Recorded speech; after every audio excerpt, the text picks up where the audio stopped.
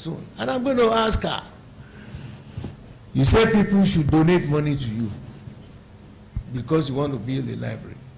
In 2 days, and see the names of those who contributed, 20.7 billion in 2 days.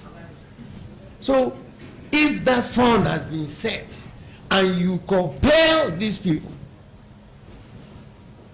working in the bank, what do they produce?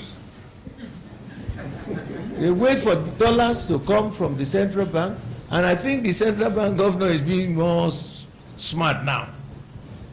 If you want any dollars now in your bank, you will sweat to get. Because that's how they mint the money. Let's say it the way it should be. We need these special things. And he still has the time to do it. We did a bit of it at Oshodi here, skill acquisition for those boys. And at the graduation time, they buy the equipment you will need to go home.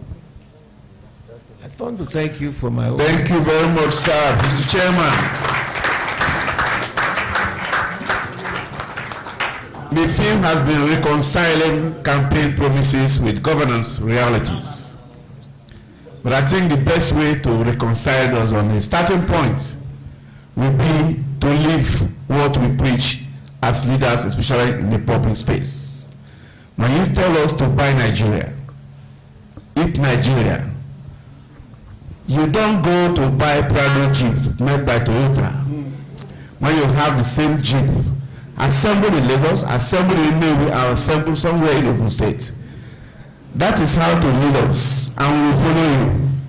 And I think that is the message I'm passing to my friend here, Larry. Take it back to them. What they ask us to do, or what they promise to do, let them start doing it.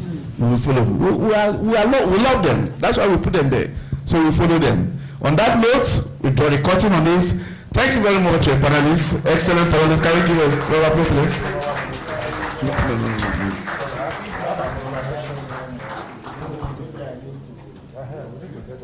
Because, okay. I think they are each in here. Some nerves have been touched. So we'll start from Premium Times, Mr. Kilimojid. Yeah, I just want to... Just 1 minute each, please. Alhaji Lai Mohammed responded to a comment I made about COVID-19 pandemic and government not doing anything for the media. So he sent in a note to say it is not quite true that during the COVID-19 pandemic, the government did not do anything to help. As a minister, during COVID-19, we offered palliatives to the broadcasting sector by writing off a huge percentage of their debts. I'm sure he's talking about their licensing fee debt. And but the arrears, until you said this, I didn't know about that because I don't belong to this sector. So, I like that. But thank you for the feedback, all the same. So, do I know? Okay. DG. Thank you very much. Let me end my salary, if you permit me. When we started, we had the national anthem. Okay, so we had the 3 stanzas. That was wrong. It's only the first stanza in all of this event. You have the 3 stanzas only when you have the independence celebrations, inauguration of the new president of the National Assembly, like that. Yeah, so it's only the first stanza. Then the 3rd stanza, you don't sing it, you recite. It's a prayer. So it's been adopted as the national prayer. So you could, recite it first. Then the first stanza, tongues, tribes and tongues may differ. What we have is plural of tribes and tongues, because the way it is in the act is the way we must promote it. Then the last line, Nigeria all it is not are proud to serve. So it is Nigeria Nigerians all, ha, not and. Yes. So what I saw here is and, just for us to note that. And Allow you to end his play, please. thank you very much. The Chief Body Judge, thank you very much for that wonderful elderly, intervention. We always enjoy such intervention from you. But I want to say, sir, Naseni today has over 1,000 centers in this country, built in localities where if you're a tailor, the tailoring machines are there. You could go there and be working and be earning your pay without paying for those machines. So if you don't have money to buy your machines, you have, and they have for many artisans like that. Besides that, the reforms that have happened are majorly in macro, at the macro level, the GDP, the inflation, all of that. So the next stage is what is called micro. So a program is going to be announced very shortly, which is called the New Hope World Development Project, where 1,000 people in every ward will be picked, every single ward, and we have 8,809 wards in Nigeria. So if you multiply by 1,000, so they will be given support to develop skill and to also set up businesses. So in a couple of 1 year, 2 years, we're going to have about 8,809 businesses times 1,000 produced, because it is believed that productivity can only be kick-started, right from bottom, just as you said. Bottom up. Thank you so much, sir. Thank you. Prof, please. Just to remind us that we're here to talk about reconciling campaign promises with governance realities, challenges, and prospects. For me, I believe that we have prospects, and so we should know, people in government should know that promises only build hope. Performance will build trust so that we can trust them again. And I'm happy with the last intervention he made. If we're able to do that for our people, then there will be trust. Thank you very much. Thank you. Can we give them a round of applause? Excellent panelists. On this note, the curtain is drawn. Panelists can go back to your seats, and I hereby yield the microphone to our master of ceremony. Thank you very much. Okay, so come down there. We are going to have a group photograph. Please come here. With the permission of Mr. Chairman, sir, I'd like to invite Mr. Chairman, the keynote speaker, and Alhaji Lai Mohammed, Mr. Femi Adesina, and everybody on this table to come forward for a group photograph, please, with the kind permission of the chairman. Mr. Motosho, please join us.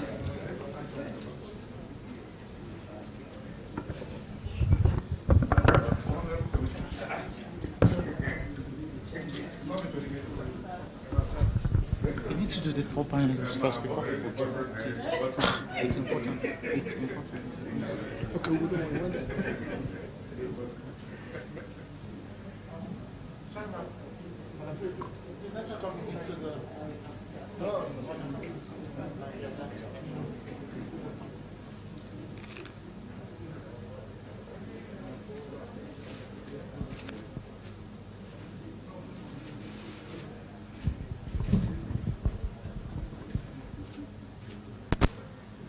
Okay. I've been told that the 4 panelists should stay behind. The 4 panelists should stay behind with the moderator. Thank you.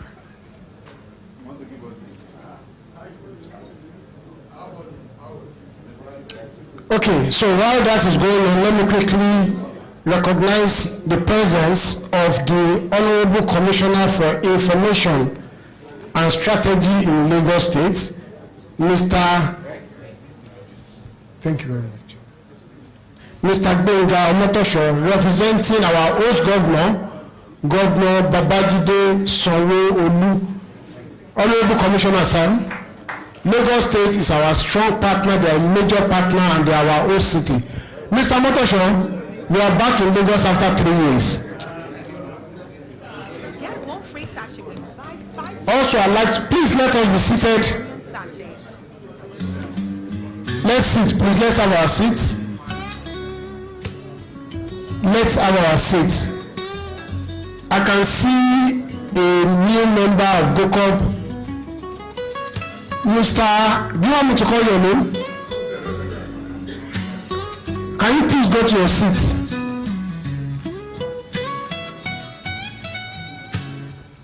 Please, let's have our seats. And if you must talk at all, please speak in bedroom voices. Like I said yesterday, those who have children understand what I mean by bedroom voices. Thank you very much. Okay, I recognize Mr. Omotosho. Thank you very much for coming. We also have with us the managing director of This Day newspapers, Mr. Eniola Bello. Mr. Bello, you are welcome, please. From the Raw Materials Research and Development Council, we have Dr. Mrs. Grace Abidoye. We have Sebigan Okaro, Festus Obot, Mrs. Stella Azi, Mrs. Adara Adibe, Engineer Obasi Etu, and Mr. Muta Umar. Thank you very much for coming. So quickly we go to Google messages, and it is very important and quite proper that we welcome the representative of our host governor and major partner for Gocop. Please, ladies and gentlemen, join me as I welcome the Honorable Commissioner for Information and Strategy, Mr. Gbenga Omotosho, to deliver a special message from the Lagos State government. Mr. Omotosho, please. Please, a round of applause for him.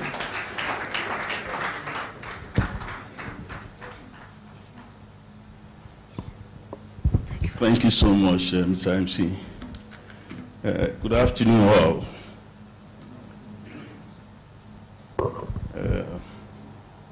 So many dignitaries in this small hall. Please permit me to recognize His Excellency Aminu Bello Masari, former Governor of Katsina State and former Speaker of the House of Reps. Our father, Chief Olabode George, the former military administrator of Ondo State and a PDP chief chain. Our own former minister, Alhaji Lai Mohammed, Mr. Femi Adesina, oh sorry, I take that back. Chief Femi Adesina, the former SA media to the late President Buhari, Alhaji Lanre Isa Onilu, the DG of NOA, my teacher, Professor Abigail Ukwesi Ndisika. What she was saying about stopping students who didn't participate in classes from writing exams is actually true. I experienced that a few weeks ago when I was to write one of those exams, and he said I should go in as an elder. And some of the kids who were not coming to classes, she physically and personally stopped from writing the exam. She's strict, firm, but I assure you, remain. I greet you, man. My sister Maureen Shibo, the outgoing president of Gocop, and the new president, Danlami Mod MNI, who is the president-elect now, my friend and colleague, Mr. Eniola Bello, who we all know. Because I would like to seek the indulgence of the chairman of this occasion to make a very, what I consider a valid request from this gathering. Recently, something happened in our community, journalism community. One of us, a Tuesday reporter, was shot in Abuja, or people said he was shot, so others, so many stories. I will come to that later. Please, I would like us to just observe a minute silence in our honor.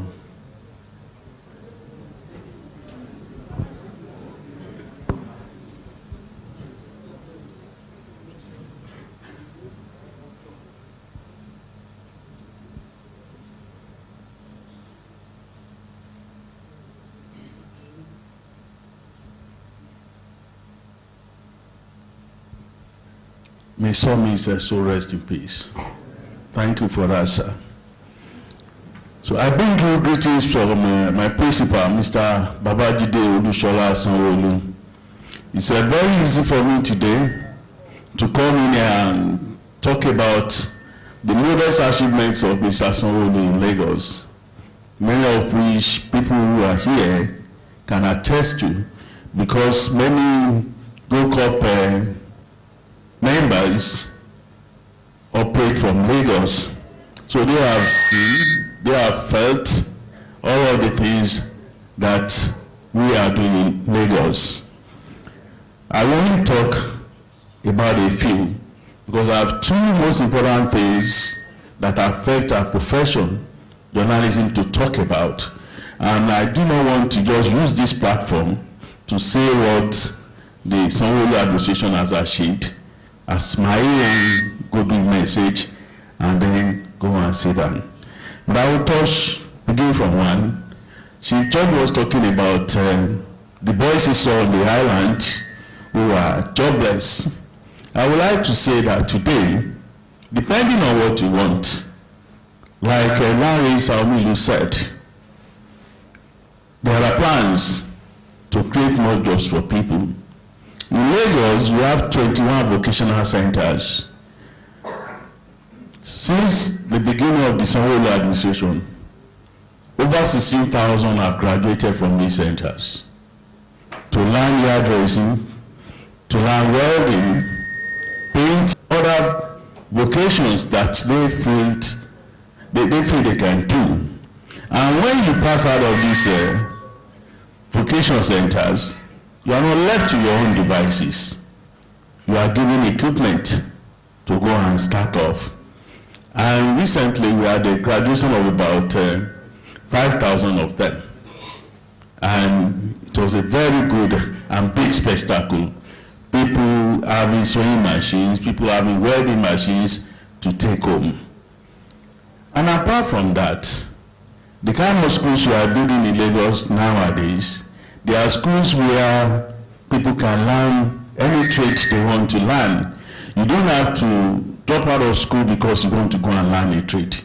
There are comprehensive schools where teachers who are masters in so many trades teach people how to do all these things.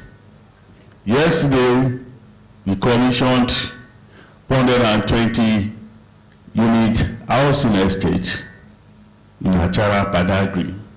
But like I said, all of the things that modest achievements of the Sanwo-Olu administration, they are there in the public space. Today is not about speaking about achievements.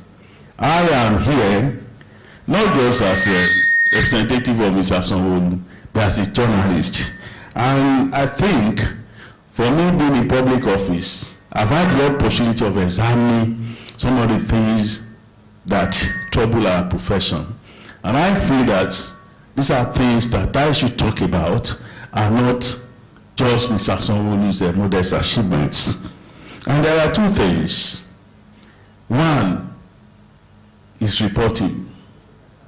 Nowadays, most of the people that are called journalists, they are mere commentators.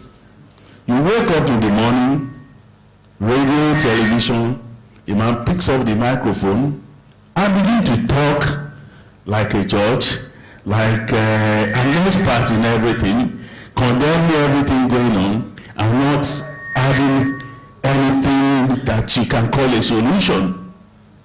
And then they invite people to come and talk.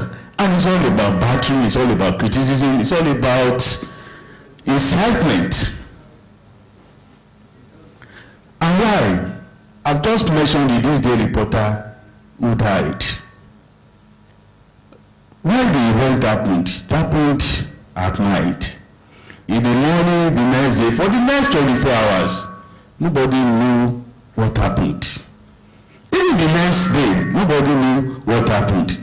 Up to today, there are still arguments about what happened. And it occurred to me, the next day, I saw people on television talking about this and giving 1 million versions of the story. For me, this is a very terrible thing that has happened to our profession. That even in matters that concern us, we cannot report accurately. And why? Because everybody today will just sit down in one room in the newsroom and begin to write a column. These people will read and begin to comment. Something will happen, you won't ask your reporter, what happened, how did it happen? You just get onto the microphone on television and begin to make comments.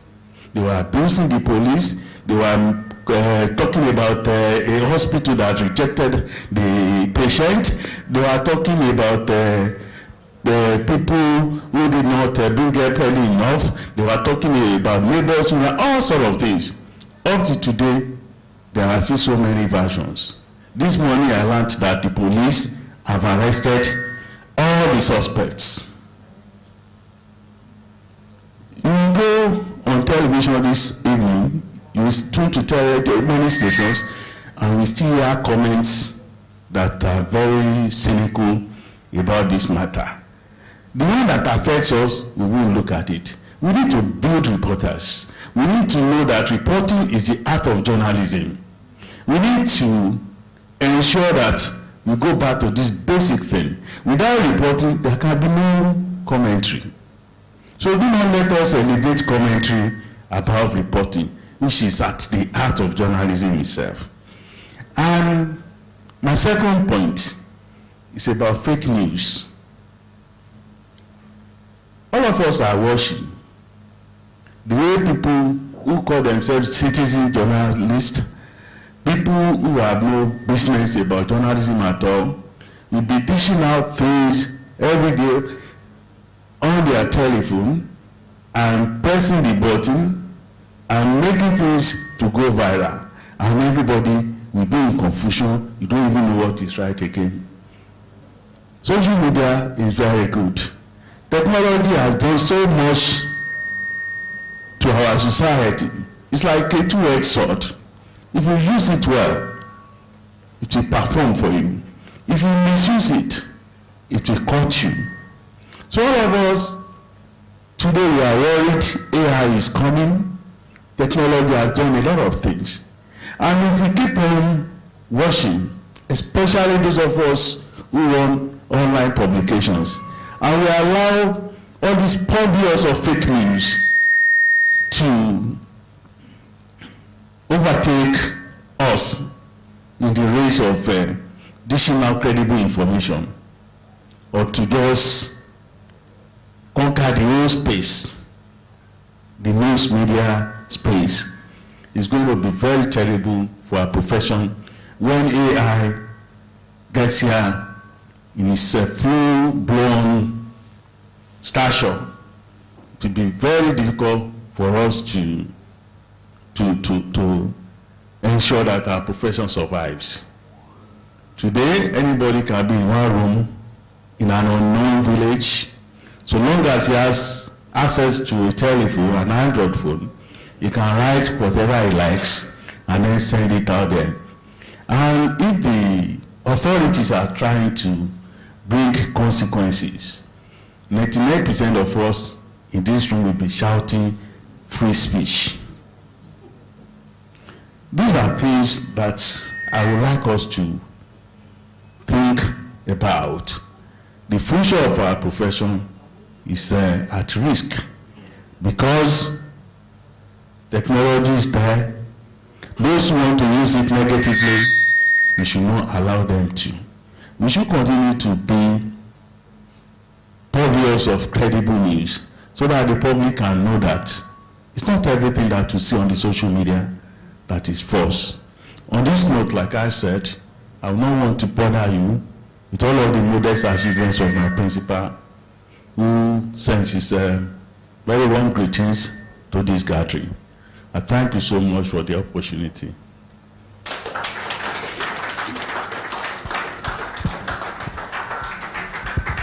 Thank you very much, sir. Mr. Motosho is not just the commissioner, he is a senior journalist and he has spoken like an editor. Ogasa, once again, thank you very much for that. We move on with our goodwill messages, and I've been given the permission of the president, Ms. Moran Chibu, to invite, I have the permission of the president to invite Alhaji Lai Mohammed for his goodwill message. Please, let's welcome Alhaji Lai Mohammed.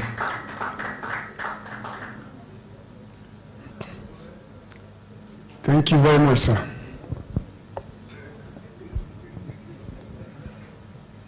Thank you very much. I wasn't expected to be called upon to make any speech. And but I thank you. Please permit me also to adopt the very expertly laid protocol. I don't think we all noticed a small drama that took place this morning when Chibode George was trying to come to the podium. He forgot his walking stick, and I think Governor Masari tried to give it to him, and he said no. And he walked here like a very young man, which means that stick is more a part of dressing than anything. And it reminds me of a story. Many years ago, I was in Heathrow Airport, and I saw the late Chief Tos Benson on a wheelchair. I was being pushed by a caregiver, who was a white man. I was with him with the late Chief Odolami. I was very worried and concerned. Why would the Chief Tos Benson come here for medical issues? So we said, okay, when we get to the aircraft, we'll go and pay him, we'll go and greet him. Because I was in the economy class, Chief Tos Benson was in the business class, first class. So I went with Chief Odolami to go and say, Baba, I hope you are feeling better. But we saw him, before we got there, he was walking all about in the first class compartment and chatting. So Chief Odolami said, Baba, we thought you were not feeling well. We just came to greet you. He said, no, I'm very well. Then what are you doing in the wheelchair? He said, long story. He said, when the Europeans first came to Nigeria, they forced my father and my grandfather to be carrying them on hammock when they were very well. So my father and my grandfather, my first generation, used to carry the white men on hammock. So I resolved that one day, when I become somebody, the white man will be carrying me also.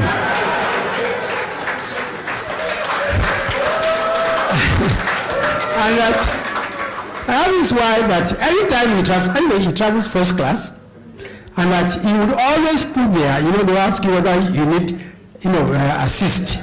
Well, yeah, if I say yes, I need assist, and he will show, they will always insist it will be a white man, not a black man. I'll carry him. Thank you very much. I think what we have come here to discuss today is very, very pertinent.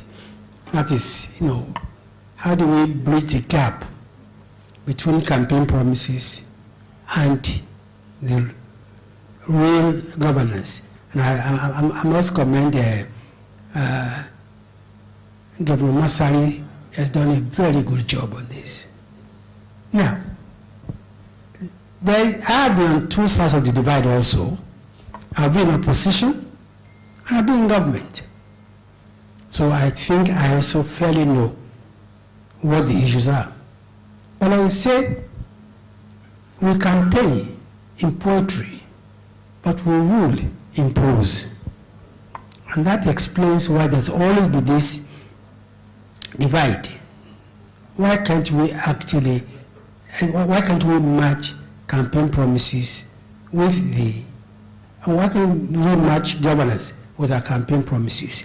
And a lot of issues, like Madam Masari has said, you have the issue of finance, you have the issue of, emergencies, you have the issue of even capacity.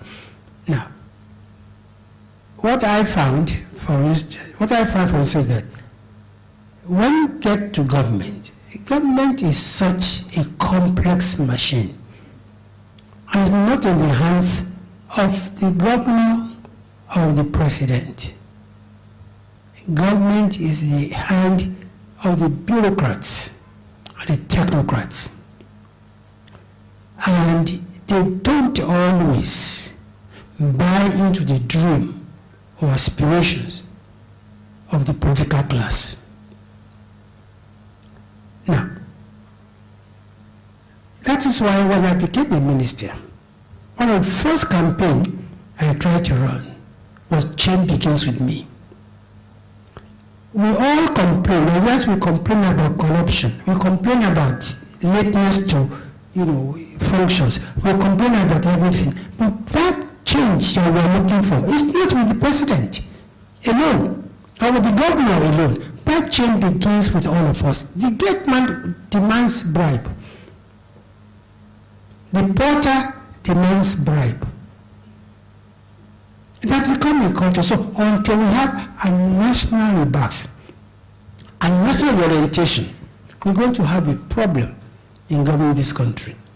When we are much younger, and of course I can't be talking about much younger when we have the likes of Chief Body George here, but even in our own time, we had a governance system that inculcated virtues and values in young ones. Not just by what was taught in class, but by the fact that education that time was largely in the hands of the local government and the regional governments. I think when tertiary education was in the hands of the federal government under the First Republic, I remember very well. Now, because education and getting it right starts from the primary school to secondary school. I remember in my days, we were then part of, it was Western region, Eastern region, Northern region. Because we had Lagos colony, of course, yes, but the major administrative divisions were regions. Lagos, Northern region, Western region, Eastern region. What was the education like? I can talk very well about Northern region, because in those days, we did what was called common entrance in our villages. There were no biros, there were pens, and we used to use, I think, pot ink to write, which is very messy. I know, in fact, you could destroy your whole paper just by a blot. But even then, they managed to read what was scribbled. And they took the papers from my village to the provincial headquarters. Whenever you know it was marked. But they'll come back to reach you in the village. We used to have Ames transport in those days. Ames transport was also used for transportation. And if you have a post office or a postal agency, you had the was a male prefect, go and collect your mail. And then in the school, they were announced those who have passed the common entrance. They were asked them to go and do interview. Here, there was no way you could influence whether you pass or you not pass. So I began to wonder. Then I still begin to wonder, how was it possible? Of course, people can argue and say, the population was small. It doesn't just about population alone, I guess. I think it was a system which was rooted, locally, which people bought into. There was credibility. People believed, the outcome. Nobody ever challenged, how many people passed and how many people were given admission.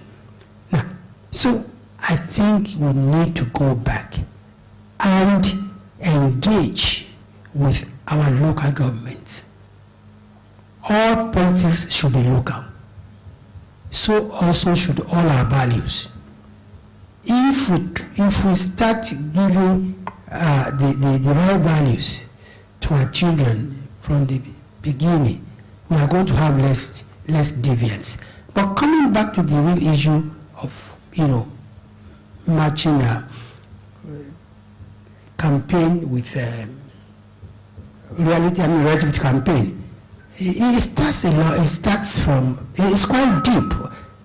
Most times we do not know what we are going into in government. We don't know how complex, we don't know how rotten the situation is.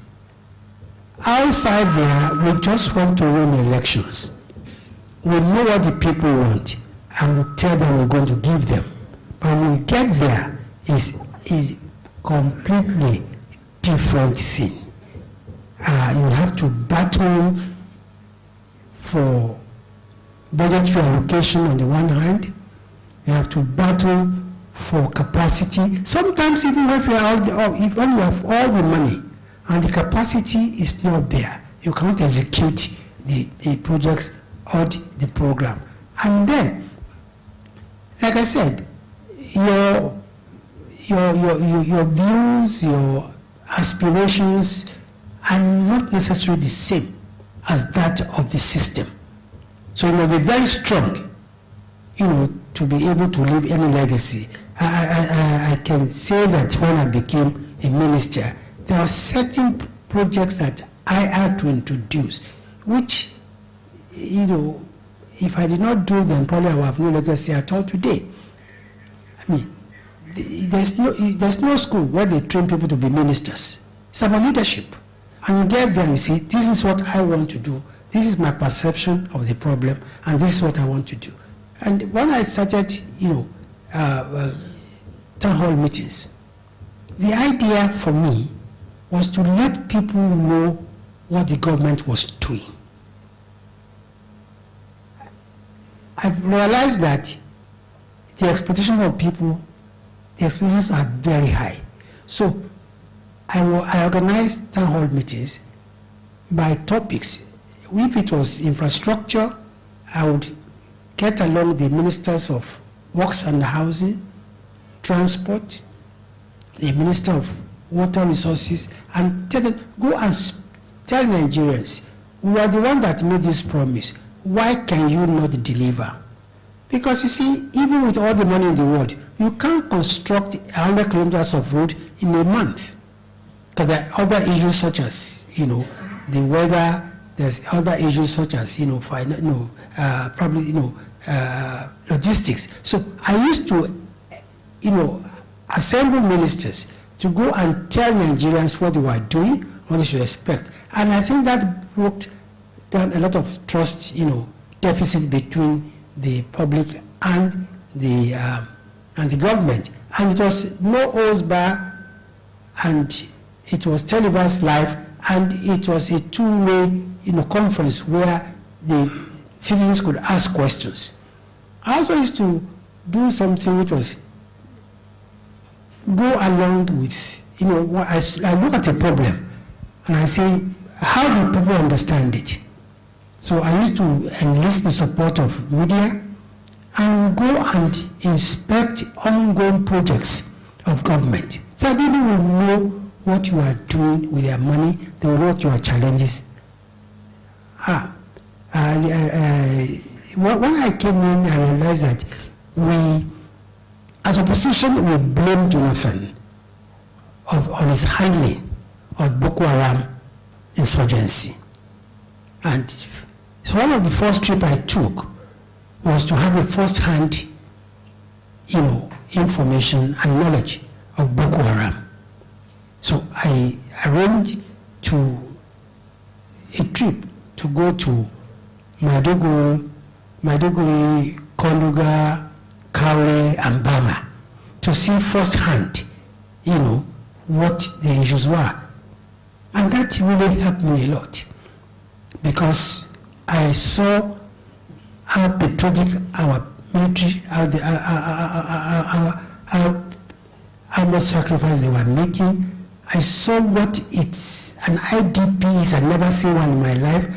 I saw the kind of damage that was done by Boko Haram. So when I entered Bama on the 5th of December 2015, you will think you are in Tunisia or Algeria. All road signs were in Arabic, all signage were in Arabic.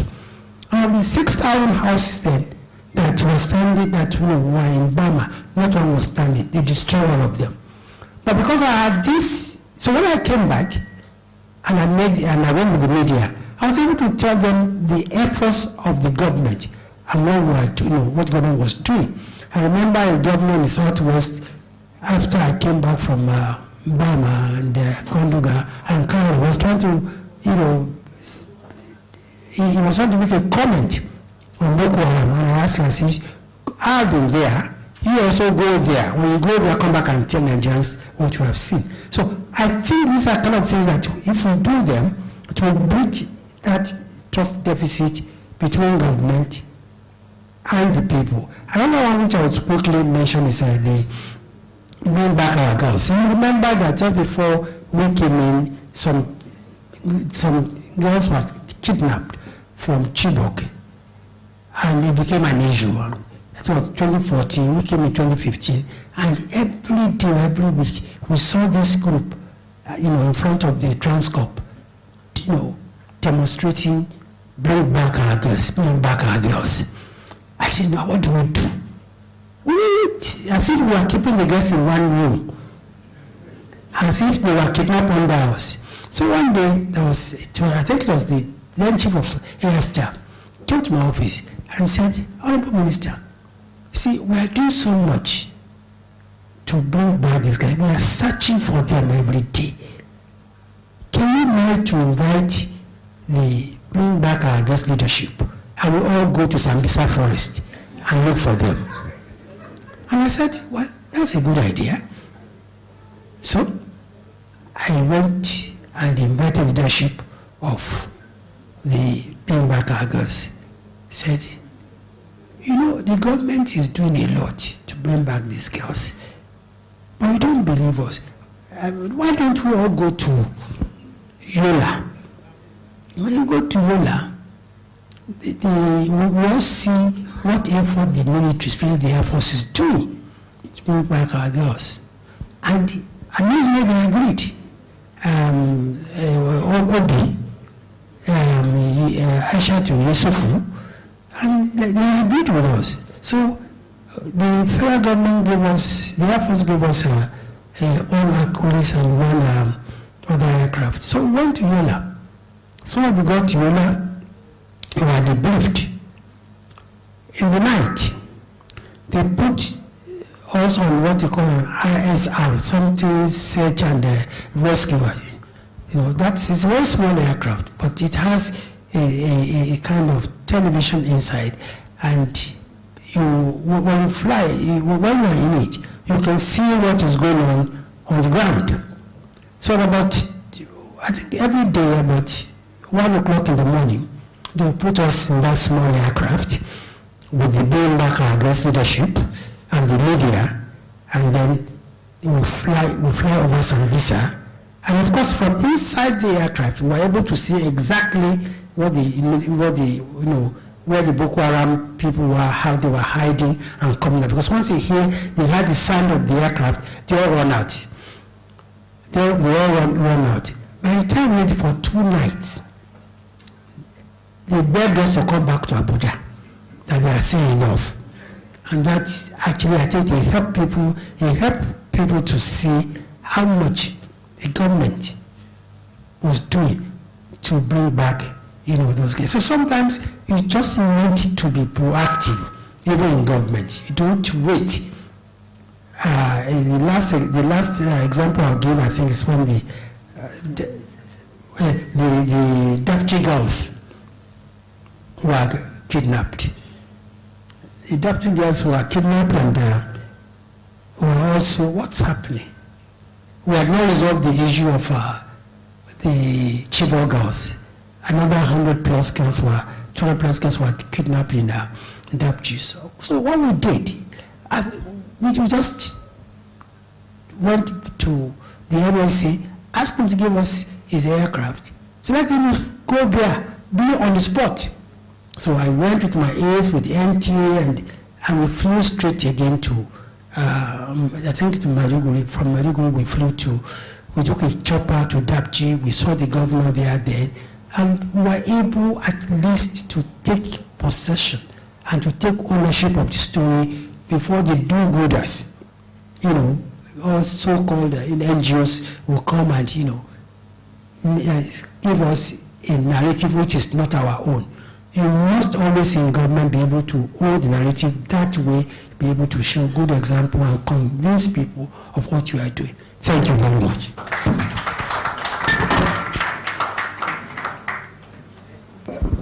Thank you very much, sir, for the combination of comedy, elder statement, and all of that. Can we give him another round of applause, please? Finally, I would like to invite the chairman of the Gocop Board of Trustees for a very brief goodwill message. Please note, sir, that Alhaji Lai Mohammed has taken part of your time.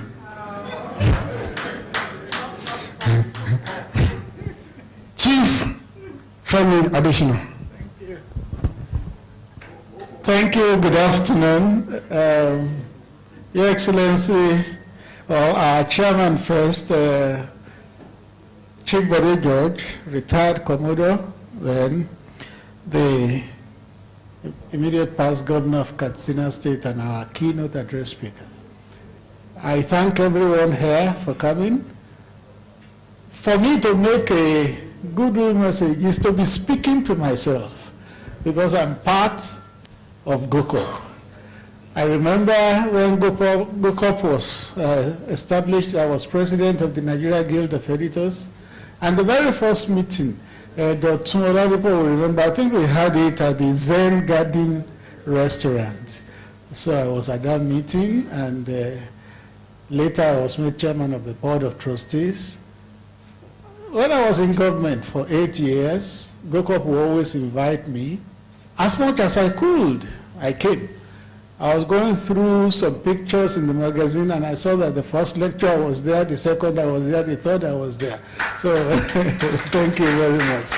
I'm glad to be here, and I particularly like the topic of the lecture today.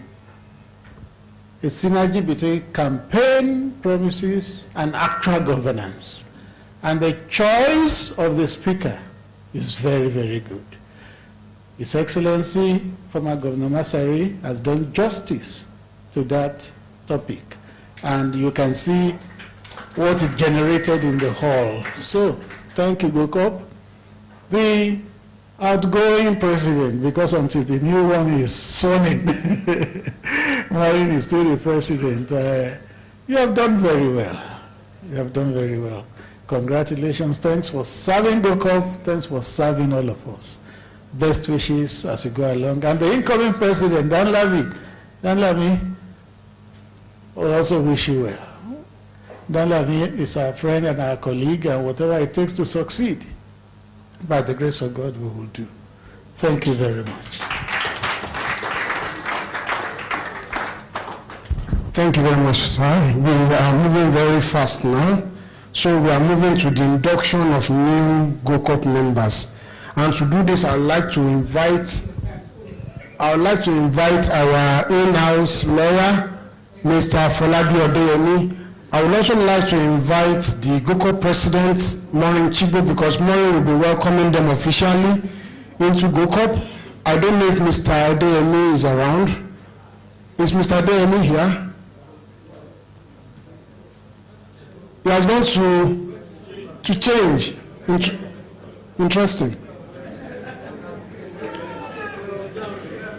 Okay, maybe I could just go ahead and call the new inductees so that we don't waste our time. When Mr. Odeyemi comes, he will.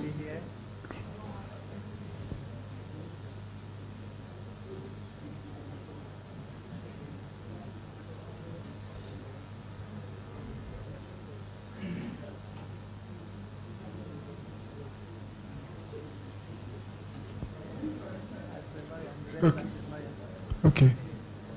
Okay, we'll wait for Mr. Odeyemi to be here.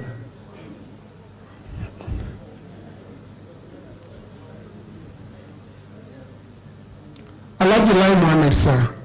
Please, I was just going to ask that the story you told earlier about what Chief T.O.S. Benson did, can I also try it at the airport? Do you think it will work for me?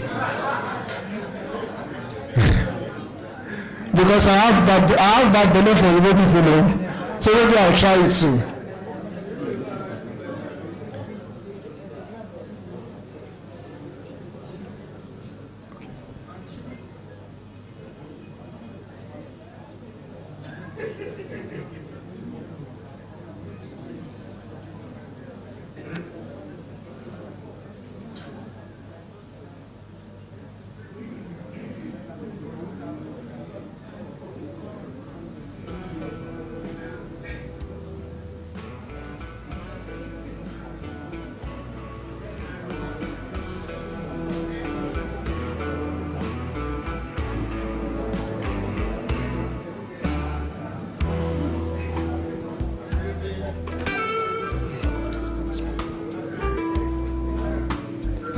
We wait for our Mr. Odeyemi. Please just give us a few seconds, a few minutes to do that.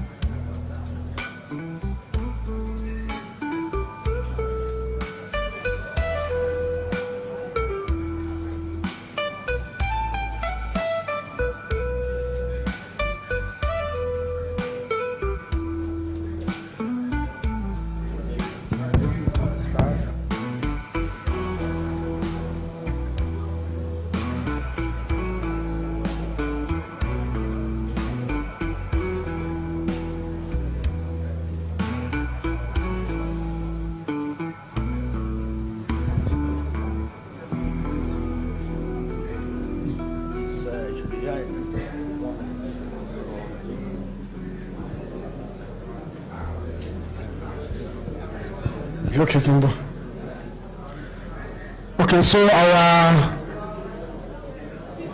lawyer, Mr. Odeyemi, is here. Mr. Odeyemi, please.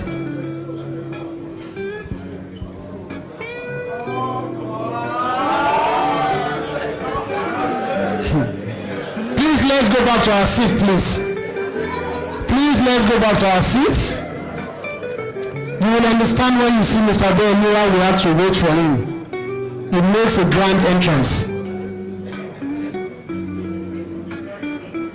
Mr. Adeyemi. Thank you. So I can go back to my seat. I need Their names. yeah, please. I need this. So it's there. You need a program.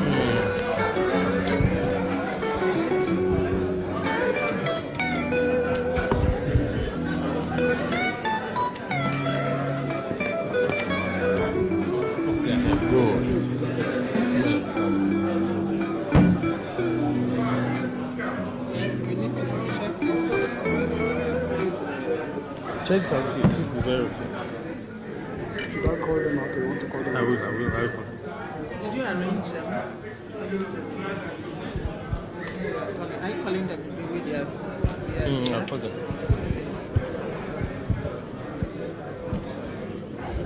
Hello. This is a solemn ceremony.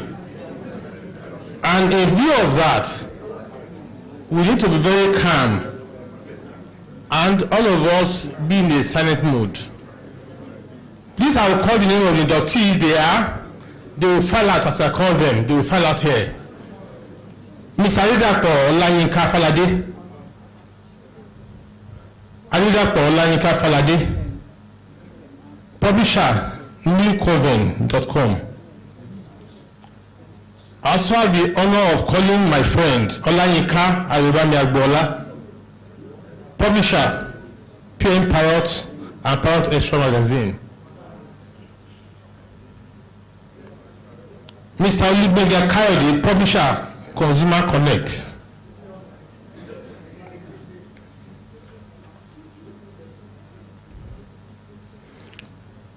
Mr. Olumuyiwa Akanbi Akintunde, Publisher, breezynewsng.com.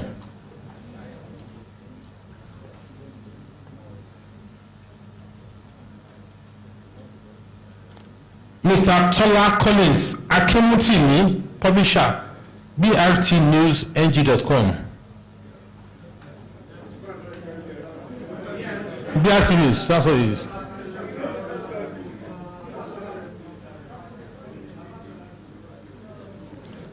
Mr. Tony Agbola Amokeodo, Publisher, The ID News.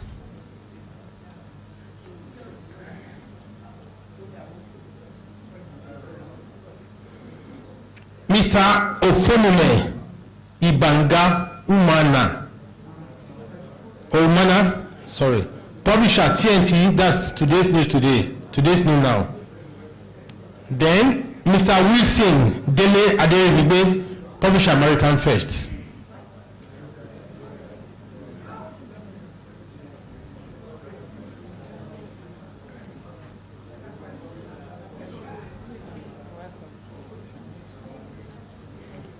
Please, this is a very important event. You have all completed your membership. After you must have filled the requirements. Your induction fee must have been paid. I agree. Now, you shall take the oath of ethics and the oath of allegiance of Gocop. You raise your hand up, your right hand. You can raise it up, please. Your right hand. If you also wish, you can place your left hand on your chest, signifying where your heart is. So you stay after me. Of course, you put your name appropriately where you are supposed to put it. Hi. Mention your name. Pledge to uphold professional standards and core principles of Guild of Corporate Online Publishers of Nigeria.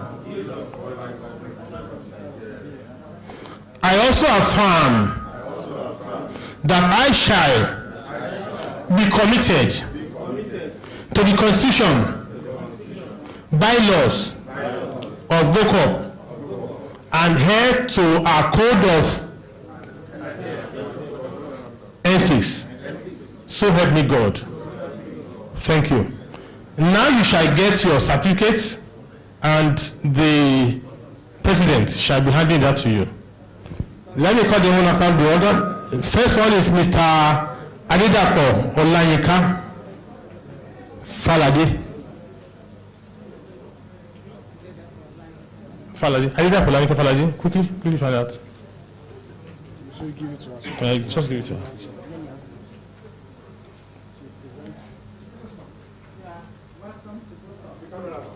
Hello.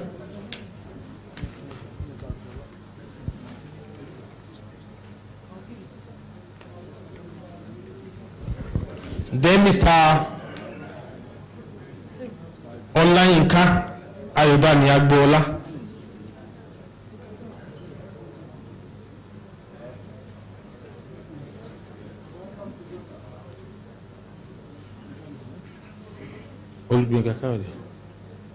Mr. Olugbenga Kayode, Publisher Consumer Connect.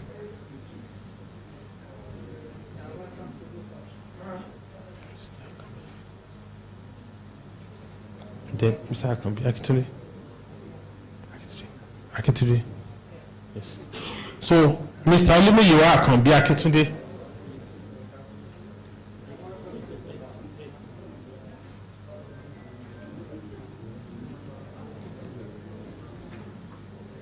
Mr. Tola Collins Akimutimi.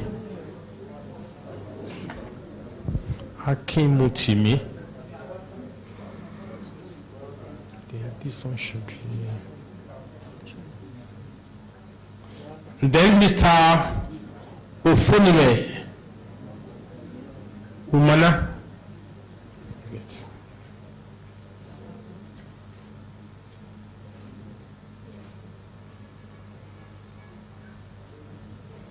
So that's all. Those are the one present. So,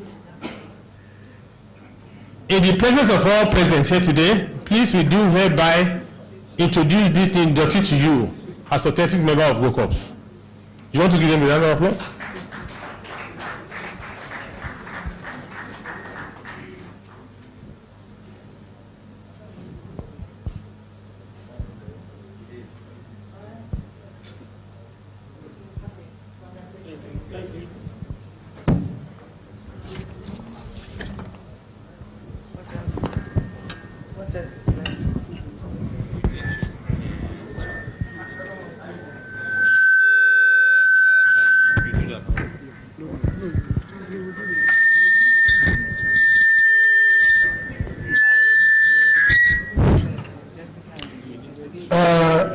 I'd like to invite briefly the chairman of the Gocop Membership Screening Committee, Mr. Musikilu Mojid. It's very important he explains to us the process that produced these 6 people here today.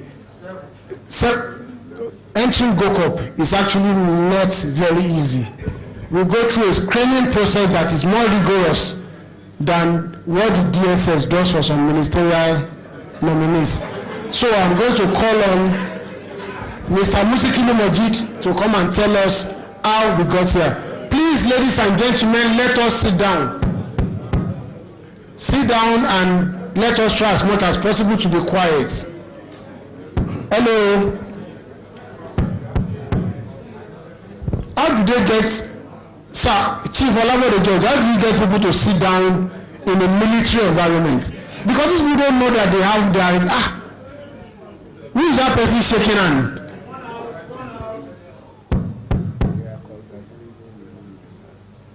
Okay, I understand that they are congratulating the new members.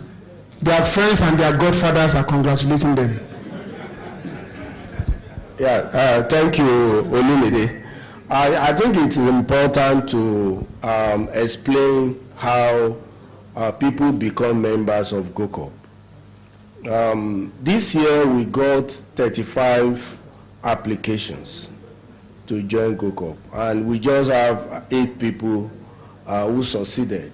We have a standing committee which I chair, comprising Olumide himself and Rose Moses, who is I see in the hall there. So there is a rigorous screening process which explains why the remaining people didn't make it. One, the constitution of Gocop is very clear about how people can become members. For instance, to become a member of Gocop, your company must be registered with the Corporate Affairs Commission, and your company must be registered as a business meant to do the business of media. So you cannot say because you are an oil and gas magnate, you have some money, you want to publish. So then your publication must have been in existence for 3 years. So apart from the company being in existence, the publication itself must have functioned for 3 years. So if you meet that criteria, and then there is also the Gocop Ethics Committee, which is an ombudsman, must establish that you've not been found wanting for this. So if a businessman, because anybody can be a member of Gocop, you do not have to be a journalist. If you have money to start a news publication, then you must have a journalist who has been a manager in a newsroom, in another newsroom, at least having practiced for a minimum of 10 years. So those are conditions. You must have an operating office so that if there is violation, where people can find you, where authority can find you, you must have employed a minimum of 2 people working for you. So it's not a one-man band. So it's a serious business. So if you meet all of these requirements, and then you must be recommended by existing members of Gocop who are up to date.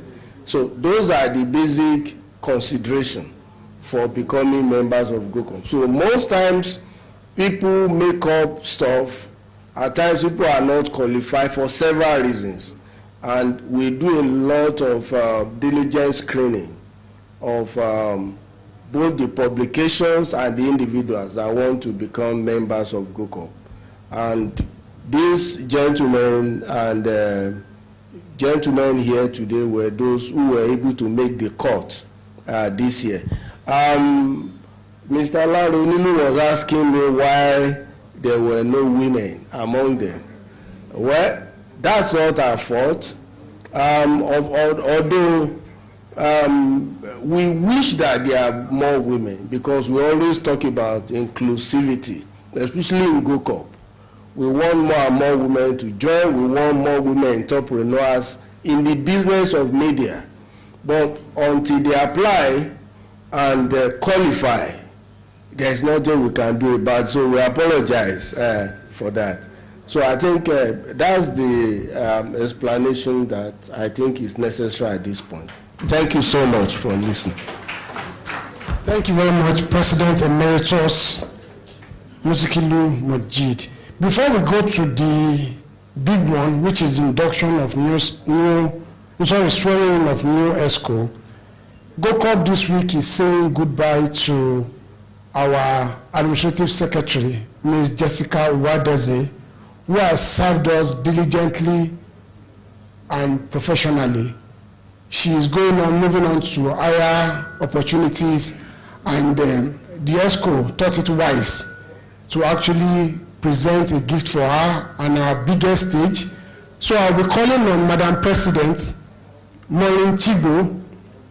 Okay, Madam President, this is perhaps our last act as the President of Gocop, but it also shows you that we value our human capacity.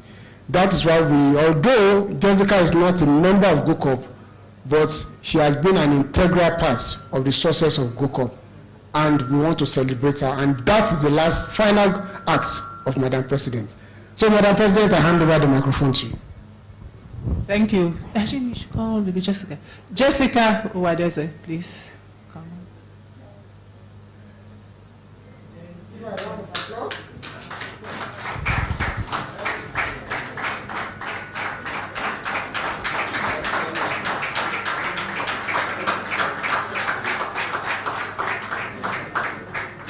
Jessica is a young woman that you can rare to find elsewhere.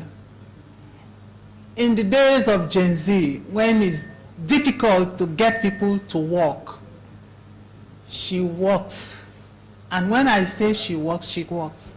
If you work with me, those who knew me in Newswatch know you can't just be laid back. And when we were producing this book, you know, it was a tough period because I was combining a whole lot of things.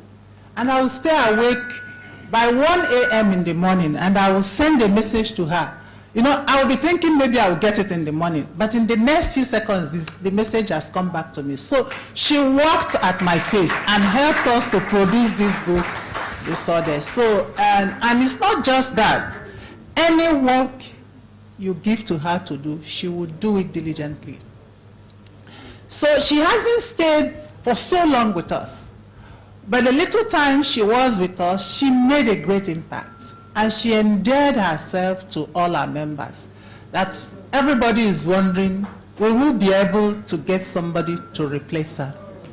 So, and we felt the only way we can encourage her to be diligent and to continue to do what she has been doing and to let her know that she did well, you know, is to present her our token gift of appreciation.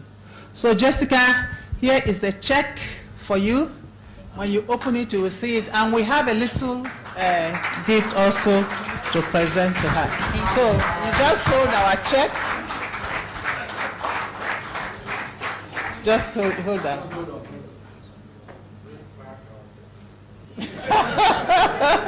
So this is our check. You hold it. And then this is also a token of our appreciation. Wow. Thank you.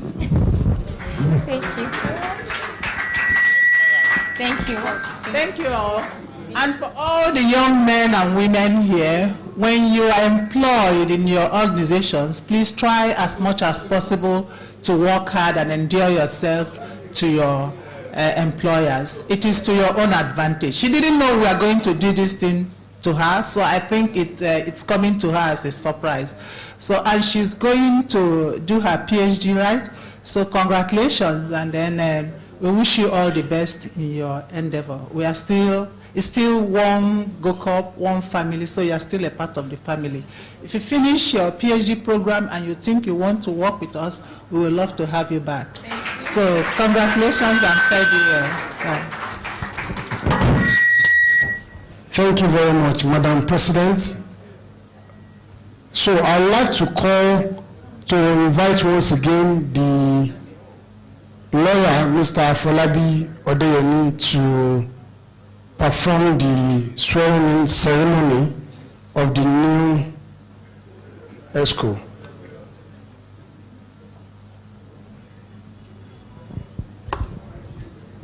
Where's the list? The list. Give me the list.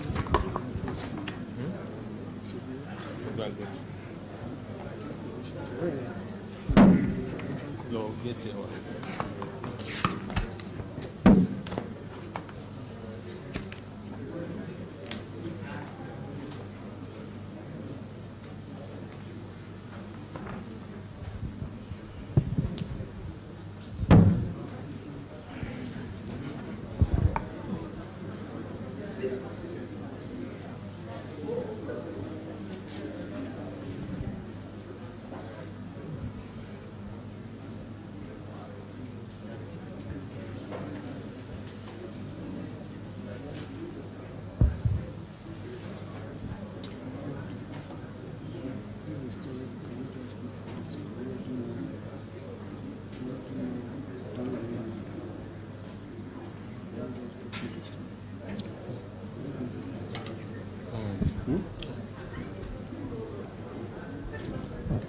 Let me quickly call out the names.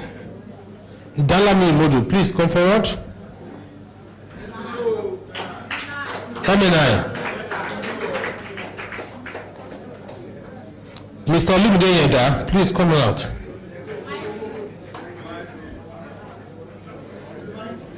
Mr. Jerifo, please come out. Mr. Akim Oyetuji, please come out.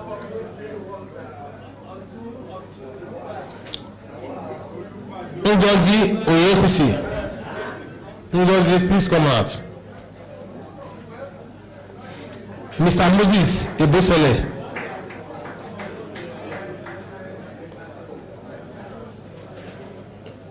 Kemi Yesufu.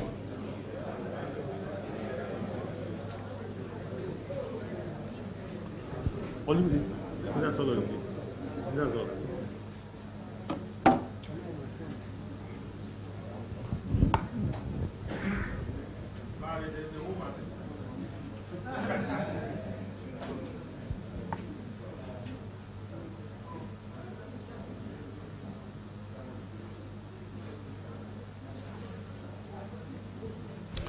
Please, you permit me to read out of the Mr. President separately. Mr. President, please come forward.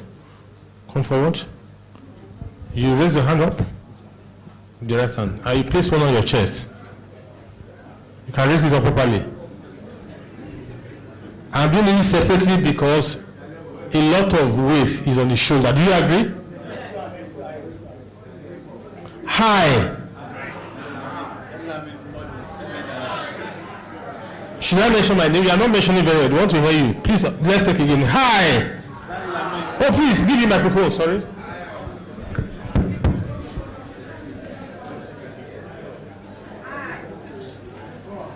Hi. Pledge to uphold the Constitution and code of ethics as well as bylaws of Guild of Corporate Online Publishers of Nigeria and to discharge my duties as what? As President of the Guild of Corporate Online Publishers. And I shall do so faithfully and with due true allegiance. I also affirm that I shall be loyal to Gocop, committing to the association's growth, always. I solemnly affirm to preserve all of this to the best of my ability. So help me God.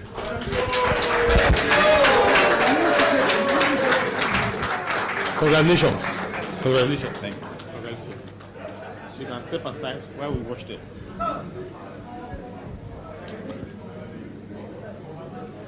All of you will likewise please raise up your hand and you place one on your chest. And you say after me, you put your name appropriately and you also put your responsibility appropriately when it's get to that place too. I say, hi. Are there hi also in the audience? Hi.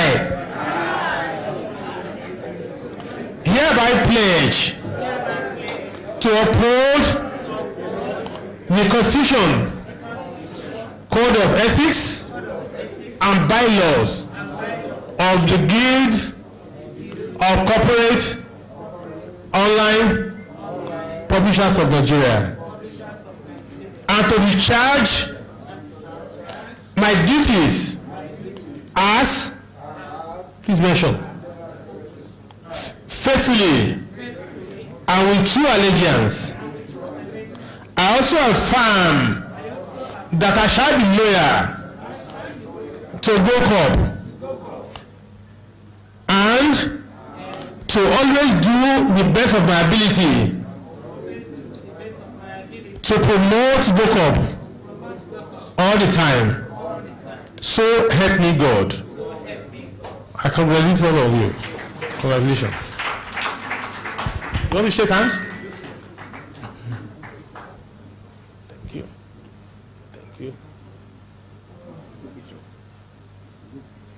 Thank you.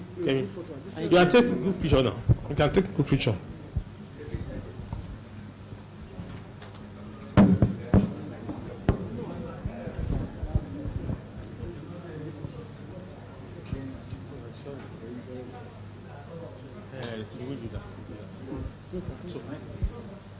After a group picture, then I think the president will make a speech.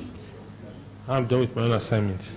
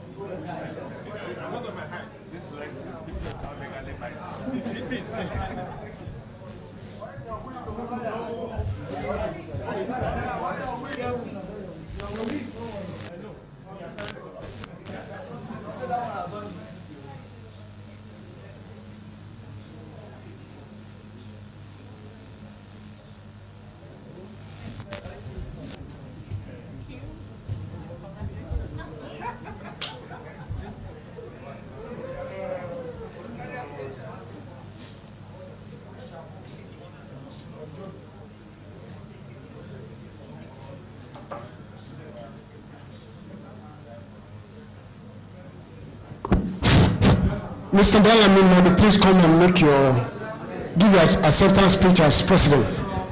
Brief, very brief. Yes. Can I start? Let us that also be your vote of thanks. Yeah, okay. Okay. Hello, can we go back to our seat, please? The president is about to give his speech.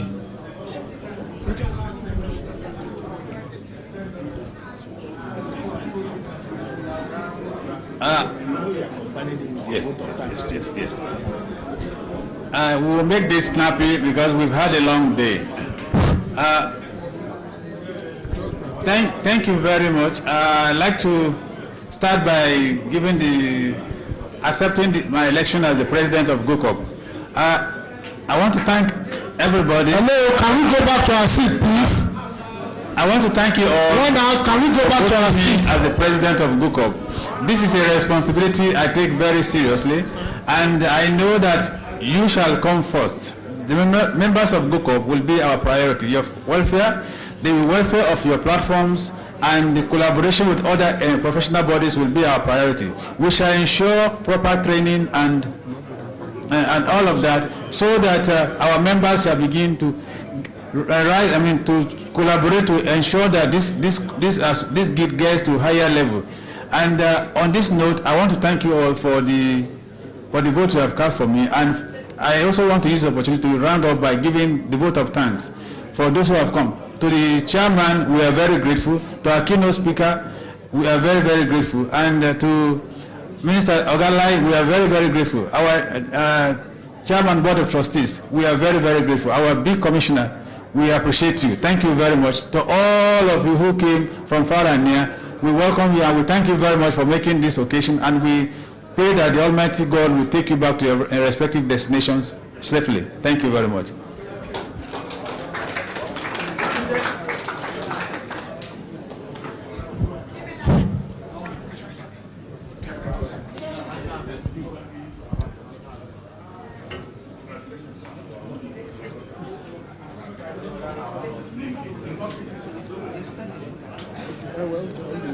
Okay. Are you good?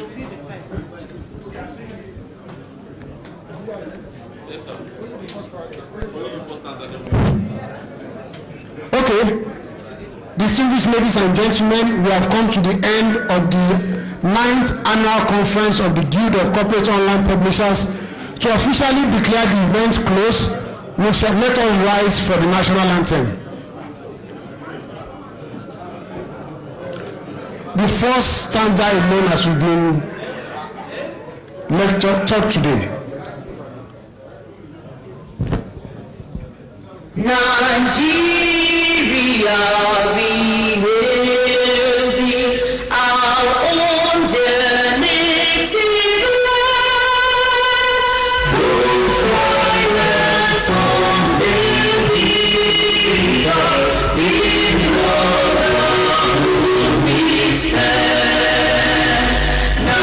Nigeria's own and proud to serve our sovereign motherland. Thank you very much. Food is served. Our special guest should go there first. The food is served. Madam, I almost said Madam President. Go and make sure that